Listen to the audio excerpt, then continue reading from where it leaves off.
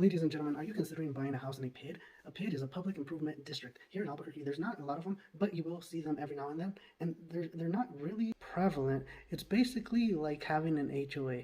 Basically, you, the buyer, pay for a PID, public improvement district, along with a bunch of other people in that neighborhood, basically for lighting, for street lights, sewer, for the maintenance of that whole development. You don't pay for it monthly, you pay for it in your taxes. And whenever you're going to submit an offer, your agent has to let you know, hey, look, this property is in a PID, and they'll give you an amount. There are some restrictions that you need to be made aware of, just because there might be some restrictions with landscaping, the exterior modifications, and there could be some restrictions, maybe even with water usage. We do live here in a desert. I live in a PID. I don't see any, I wouldn't discourage anybody from not buying in a PID.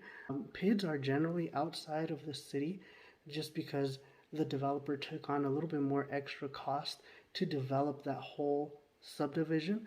Therefore, it was a little bit more expensive to create.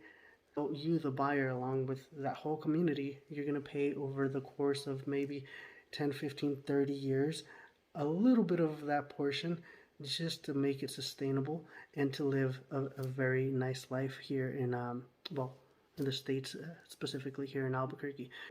A couple of things just to consider when you are looking at a PID.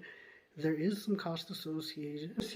There is cost associated. It's a little bit more than your regular home purchase that doesn't have a PID. There are some restrictions, and it can affect resale. Some people absolutely will not live in a PID just because of budget constraints, so that might affect resale. Just keep that in mind.